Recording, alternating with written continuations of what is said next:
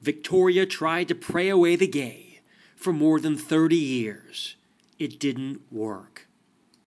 I wasn't comfortable enough to talk to my friends about what I was going through, let alone my family. I felt like lost. I remember as a kid watching what was happening with the Anita Bryant deal, and it even made me even more less comfortable about talking to somebody about what was happening to me and what I was going through. I struggled with that.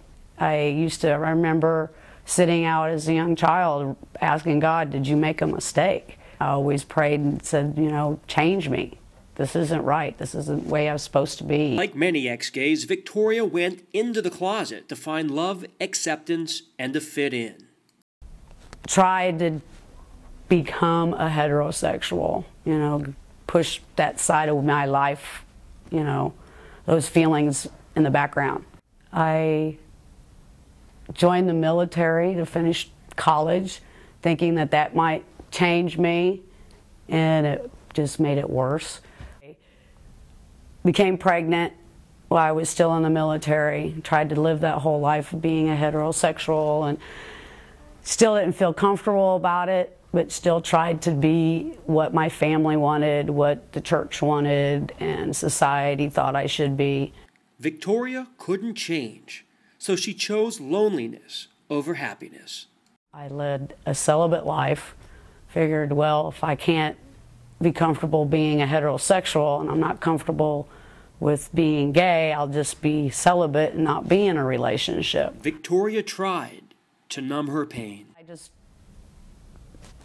dived into it, basically, with the drugs and alcohol, trying to cover up who I really was. Victoria's ex-gay experience alienated her from God. I knew that there was a God, I believed, but it just seemed like he forgot about me, so why should I even think about him? Victoria cleaned up and escaped the ex-gay trap. I think the key was when I finally went into recovery and seriously sat down and looked at my life and behaviors, and that's when I realized why I was drinking was to cover up who I really was. And if I couldn't be comfortable with who I was, I may end up going back out and drink. And that wasn't an option for me anymore. Victoria finally read the Bible in its proper context.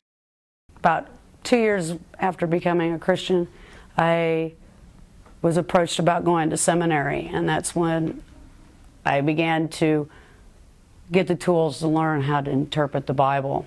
And I started further exploring on my own what the real text actually said, and then it started opening me up a little bit more. Victoria finally came out to her pastor, and he condemned her. But I do know in my heart, and what was profound was that my daughter told me when I told her what my pastor said, she looked dead at me and she said, why would God create you and then turn around and condemn you? She goes, it doesn't make any sense that he would create you to be the way you are and then turn around and condemn you to an eternal damnation. And I was just like, wow, okay, this is profound.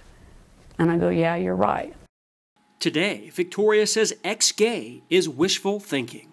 I tried the Bible study, I tried celibacy, I tried everything, and it didn't change who I was on the inside. My biggest deep dark secret was that I was gay.